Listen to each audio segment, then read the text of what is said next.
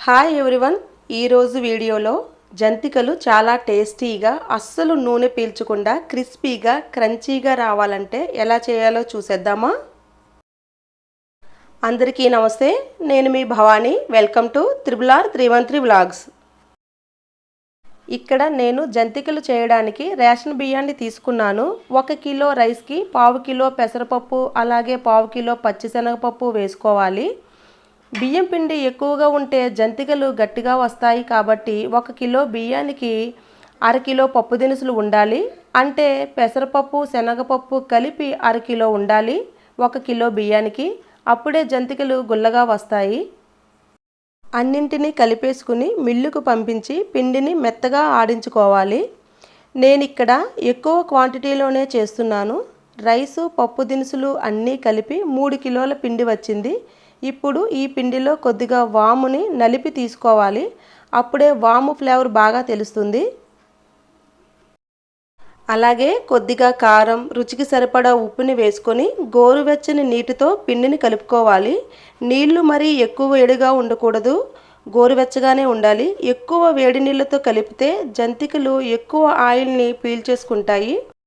పిండి ఇలా జిగురుగా ఉంటేనే జంతికలు గరుకుగా కాకుండా సాఫ్ట్గా వస్తాయి. అందుకే జంతికలకి ఎప్పుడు రేషన్ బియ్యాన్నే తీసుకోవాలి. పిండి మరీ గట్టిగా కాకుండా మరీ లూజ్గా కాకుండా ఉండాలి. ఇలా పిండి అంతా కలిపేసుకుని ఒక 15 నిమిషాలు పక్కన పెట్టేసుకోవాలి. ఇప్పుడు జంతికలు వేయించడానికి అడుగున మందంగా ఉండే ఒక కడాయిని తీసుకొని అందులో డీప్ ఫ్రైకి సరిపడా ఆయిల్ని వేసుకోవాలి. ఆయిల్ హీట్ అయ్యాక పిండిని నీళ్ళతో తడుపుకొని జంతికల గొట్టాన్ని కూడా తడిచేసి పిండి ముద్దని జంతికల గొట్టంలో పెట్టి ఆయిల్లో ఒత్తేసుకోవడమే. నేను ఇక్కడ కొంచెం లోతు తక్కువగా ఉండి వెడల్పుగా ఉండే కడాయినే తీసుకున్నాను. ఒకేసారి 4-5 జంతికలు పడతాయి, తొందరగా కూడా అయిపోతుంది. నాకు అలవాటే కాబట్టి డైరెక్ట్గా ఆయిల్లోనే జంతికలు వేస్తున్నాను. డైరెక్ట్గా ఆయిల్లో ఒత్తడం అలవాటు లేని వాళ్ళు ఒక క్లాత్ని తడిచేసి దాని మీద జంతికలు ఒత్తుకొని వాటిని తీసి ఆయిల్లో వేసి వేయించుకోవాలి. లేకపోతే గరిటెకు బ్యాక్ సైడ్ తడిచేసి దాని మీద ఒత్తుకొని ఆయిల్లో వేసుకోవచ్చు. జంతికలు వేయించేటప్పుడు మంటను మీడియం ఫ్లేమ్లోనే పెట్టుకోవాలి. జంతికలు ఆయిల్లో వేసినప్పుడు ఆయిల్ నురుగులాగా పైకి తేలుతుంది. ఆ నురుగ ఎప్పుడైతే తగ్గుతుందో అప్పుడు జంతికలు వేగిపోయినట్లు. జంతికలు కొంచెం గోల్డెన్ బ్రౌన్ కలర్లోకి మారినప్పుడే ఆయిల్ నుండి తీసేసుకోవాలి. అవి చల్లారిన తర్వాత పర్ఫెక్ట్ కలర్లోకి వస్తాయి, లేదంటే మాడిపోతాయి. అందుకే మంటను లాస్ట్ వరకు కూడా మీడియం ఫ్లేమ్లోనే ఉంచుకోవాలి. నేనిక్కడ జంతికలు టర్న్ చేయడానికి గరిటెకు బదులు సన్నపాటి బ్యాంబూ స్టిక్ని తీసుకున్నాను.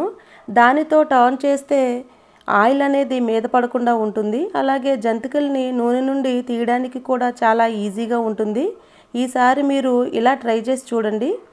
జంతికలు పూర్తిగా చల్లారిన తర్వాత ఒక ఎయిర్ టైట్గా ఉండే డబ్బాలో స్టోర్ చేసుకుంటే 1 మంత్ వరకు అలాగే ఉంటాయి. జంతికల పిండి కరెక్ట్గా కలుపుకుంటే జంతికలు చెక్క ముక్క అవ్వకుండా ఇలా సాఫ్ట్గా వస్తాయి. చాలా టేస్టీగా క్రిస్పీగా ఉంటాయి. చూడండి, నా చేతికి ఒక్క చుక్క ఆయిల్ కూడా అంటుకోలేదు. మీరు జంతికలు ఇలా చేస్తే ఎన్ని తిన్నా కూడా ఇంకా తినాలనిపిస్తుంది. అంత కమ్మగా టేస్టీగా ఉంటాయి. నేను పిండిని కలిపేటప్పుడు బటర్ని కూడా యాడ్ చేయలేదు. అయినా సరే చాలా గుల్లగా కరకరలాడుతూ వచ్చాయి. నా వీడియో గనక మీకు నచ్చినట్లయితే లైక్ చేయండి, షేర్ చేయండి, అలాగే సబ్స్క్రైబ్ చేయడం మాత్రం మర్చిపోకండి. సర్వే జన సుఖినో భవంతు.